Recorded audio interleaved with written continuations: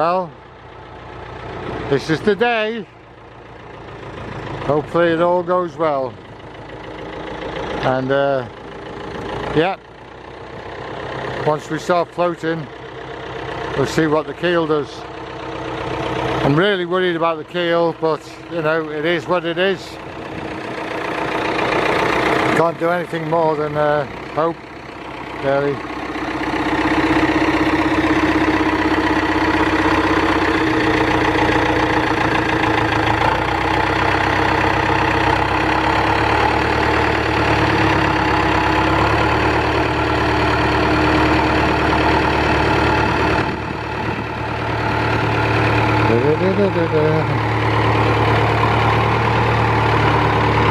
Gonna get muddy feet, Danny. We set up the boat, that's for sure.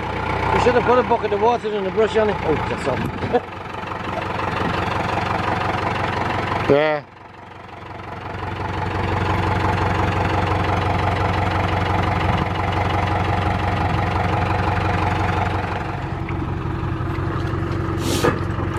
Okay, keep going. Keep going.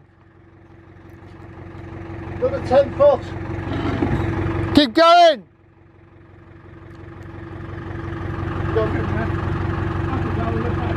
You reckon? Yeah, well. You okay there?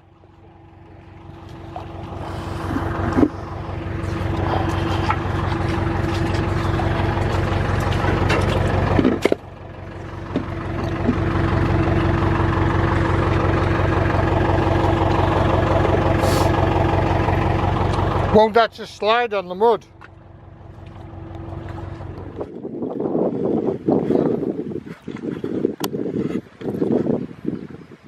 Get a sense of the speed of that tide coming in there. It's so fast.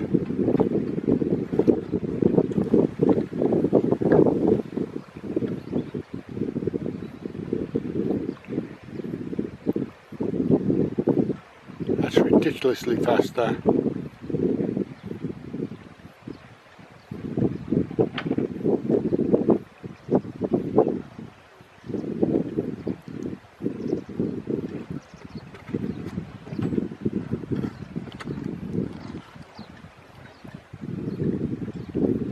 Make sure the rudder's down. I'm trying to sort out the keel, make sure that that's alright. Take the stanchion's got to come up through the bolt push pit there. We've got to take that out, then take the ties off, get the engine going, and then we're going to squeeze through that gap there. Hopefully should be alright. Cross our fingers. You see here how the pin's bent there at an angle. And that's what happened when she came in. She was stuck in and the keel went up too far and broke her down. So hopefully we can get this out now. Not going to be easy, unfortunately. Although it is coming slightly.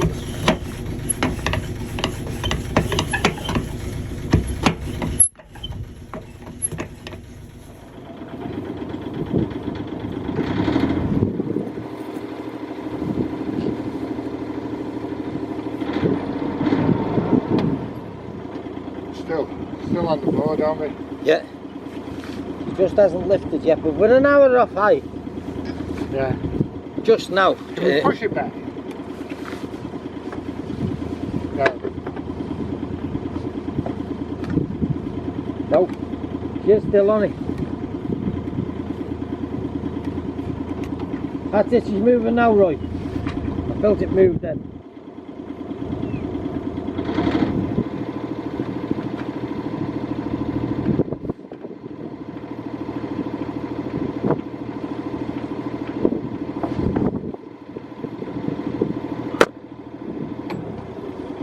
Moving off it now, just release the blocks now, it's gone slack.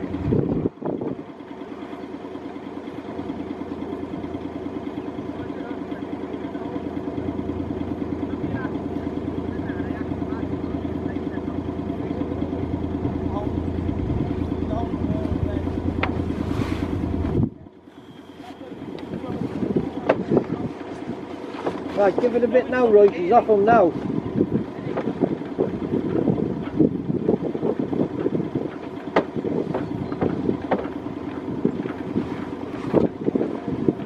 Yes, he's definitely off him now. If you give it a bit now, we should slide off it.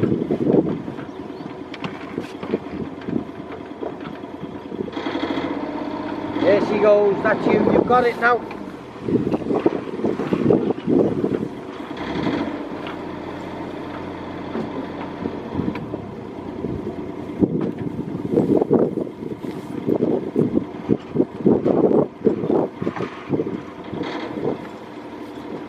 That's us.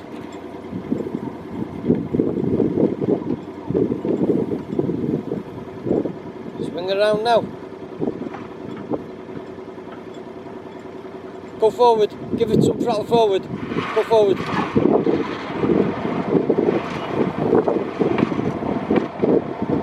That's it, you've got it now, that's it. Now give it the reverse. You've got it, that's it.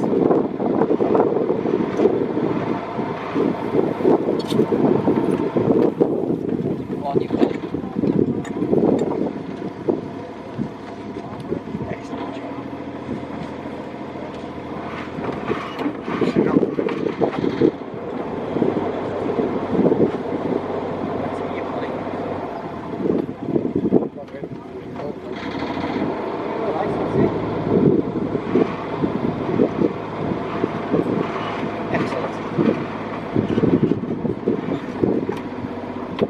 Got the wind just on that bow. Put it on then.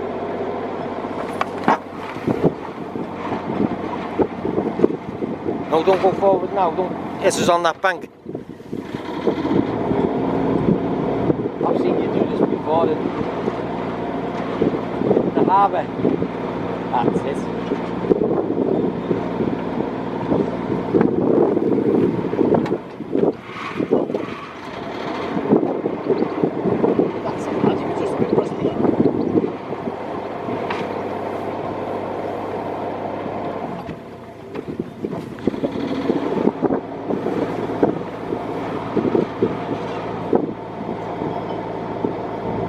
Channel of that one? I am not sure. I would say so, yes.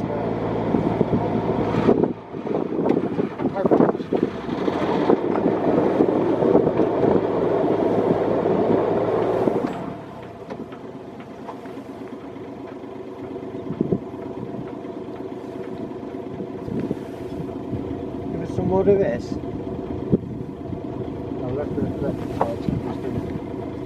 You reckon?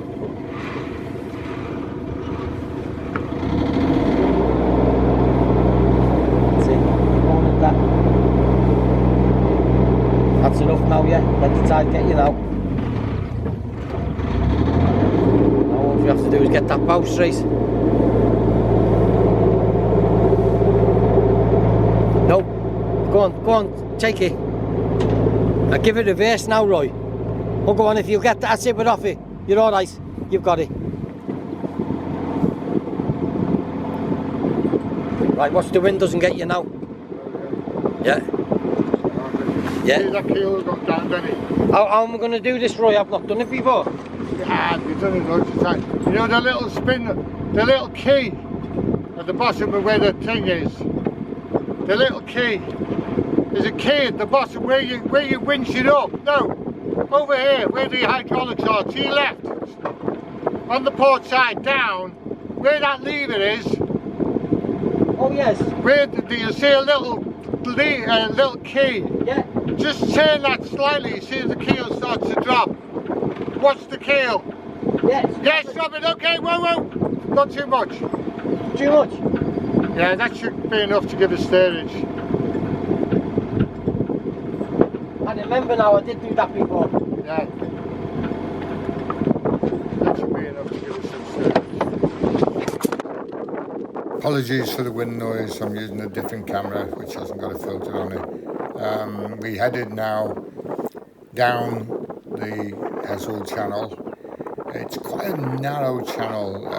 It's well buoyed thanks to Ian Tyson, who did a lot of work. And we are trying to make our way down this extremely narrow and very shallow at the sides, so it's quite deep in the centre. At the moment I've got just over a metre underneath the keel, but If it goes slightly, and I mean slightly, a couple of feet to the left or right, then I'm looking at less than 0.5 of a metre. So that's how quickly it banks. So it's keeping it in the straight line, really. As I say, it's well buoyed, fortunately. Otherwise, we really will be stuck, because I've not done this before. This is the first time I've come out of Peswell. And we're following Lee, but Lee's way ahead. He got off before us. He was able to float off before us. But we are keeping an eye on him, and we're trying to remember what route he took as we approach certain areas. At this point, Denny's sorting out the anchor. We were all a bit rushed in the end. The idea is that we get on the boat and do all the work, do all the preparation. But when we got on the boat, Steve removed all the chocks that kept the boat stable. And because it's fairly rounded hull, we didn't move. It was like being on the Italian job. Every time we moved, the boat started to rock, and we were scared stiff it was just going to fall off the trailer. So we had to wait till we got underway before we could do any work. We're just passing the outfall now. That's well marked, fortunately, because that's a massive lump of concrete, that. And again, you can see how close we're getting there. We're about 10 feet away from that. And on the other side, you can't see, unfortunately, because the camera has got a wide angle. But you can see just at the back there, you can see that the channel ahead is not that wide. You can see the odd buoy here and there, but we'll slowly go down anyway.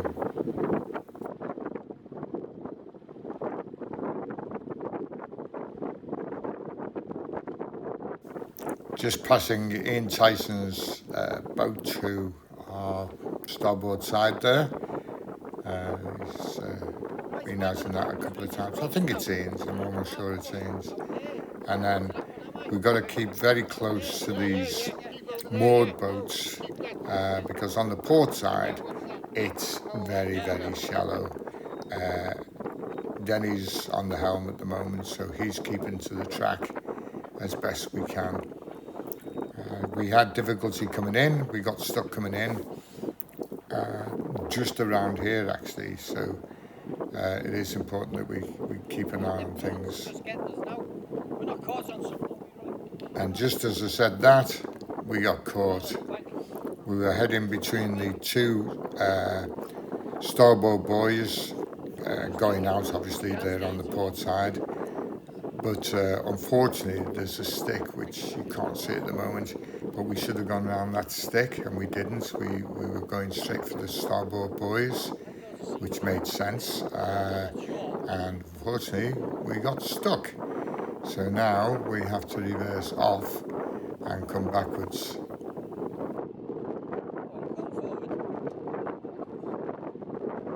Tide's going to get them out then.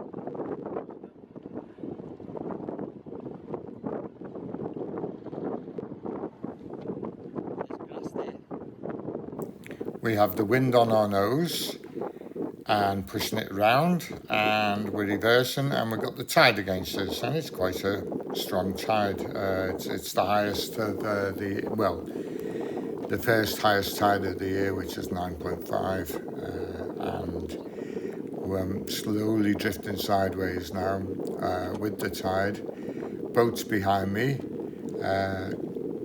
very shallow depth in front. As I say, the length of this boat is just roughly the width of the channel, so we've got to be careful now, and the obvious thing is to drop the anchor. As you can see, we're just going past the buoys we've just passed, so Denny is going to run up hopefully in a second and sort out the anchor. The problem is we didn't even unwrap the anchor because it was all a bit of a panic stations. I kept on trying to go forward, but as I went forward we were just hitting the bank again, so it was no good. We literally needed to get into the main channel of some type and then drop the anchor because otherwise we were just going to sort of drift sideways along all the boats. Every time I managed to get it going forward, I'd get stuck again, and that'd push me away. So this was quite an ordeal at this stage. We weren't making good headway at all. As you say, we're way back from Ian's Tyson's boat. The wind kept pushing the nose round, and I was unable to straighten it up at all. It was just we were just basically drifting. Although we had power, we had very little steerage. I'd obviously pulled the keel back up. The keel was down slightly to give us some steerage, but it wasn't enough. And we got stuck again, this time facing the other way because the channel's so shallow, so narrow. So we reversed back from that, and now we're facing downstream. And this is the time I thought, no, we need to put the anchor out at this point. As we kept on spinning round, Denny was up front now, throwing out the anchor. As I say, it was difficult. And as we'd left the covering on the anchor, which was a massive cardboard bulb, so the point wasn't there on the anchor to dig in. Having said that, it did the job. It managed to slow us down, managed to point us in the right direction. And then once we realised where we'd gone, we dropped quite a lot of chain, so we were still drifting back with the tide until the anchor began to at least slow us down enough to face upstream, up towards the incoming tide, face the incoming tide. Is it going tight? As soon as he swings round, just a little bit, we're just turning in this channel, we just lost it for a second. But we've got it under control now, Lee. We haven't. Yeah, if you would just stand off there for a second. Lock out.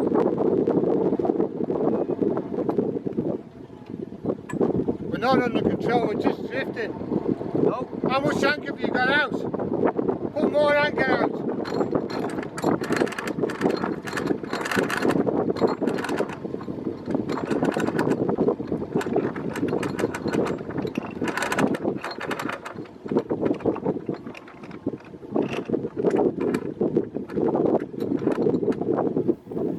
We were dropping the chain. One of the problems of dropping chain here, there's so many moorings, even dead moorings, and to get the anchor hooked underneath one of those chains would have been a nightmare. We would have lost the anchor. It would have been Now as pull that simple as anchor that. in.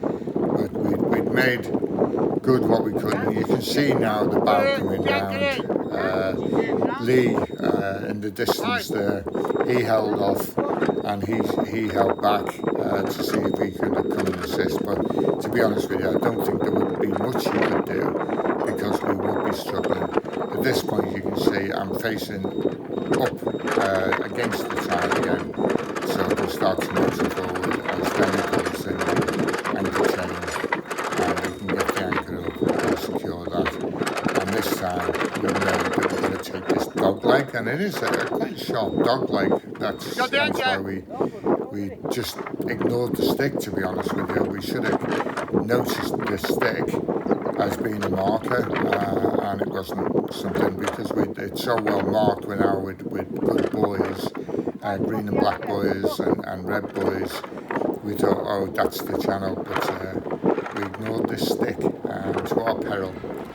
So it's something to learn in the future. Well, safely on the mooring. I haven't sorted the mooring out yet. I've got a lot of work to do to the mooring, but we're hooked on right by Goosander, and all the cats are out there in their race, their final race today. It's the end of the Dart Open, and then we'll see. Looking reasonably tidy inside, although I've got a lot of rubbish to remove. Again, we should have done that while it was in the yard, but we couldn't we didn't have time, literally. Should have done it the day before, but it was at a wedding, unfortunately, my grandson's wedding, so hey ho, that's life. There's Peggy Ann coming into view there, sailing nicely with Kev and James and Richie aboard. They've been out for a sail, which is great. It looks like James is holding his beard up with a rope there. And then Henrietta coming in under sail, coming through the moorings, and then going to head to the mooring to pick up the mooring under sail by the looks of it. And yes, she did. First time, well done, well done. Barry's just taken over Henrietta. He absolutely loves it. Well, Sarah loves it because she's no longer seasick, or she's not been seasick since she's had it. So and then I got on to Carlton and I said, exceptionally well on Carlton, that boat. we've got a big problem with these. We give them 10 out of 10 for that. And then we got Sea Lark finally at rest as the tide went out. And what a lovely sight that is. Thank you for watching, people.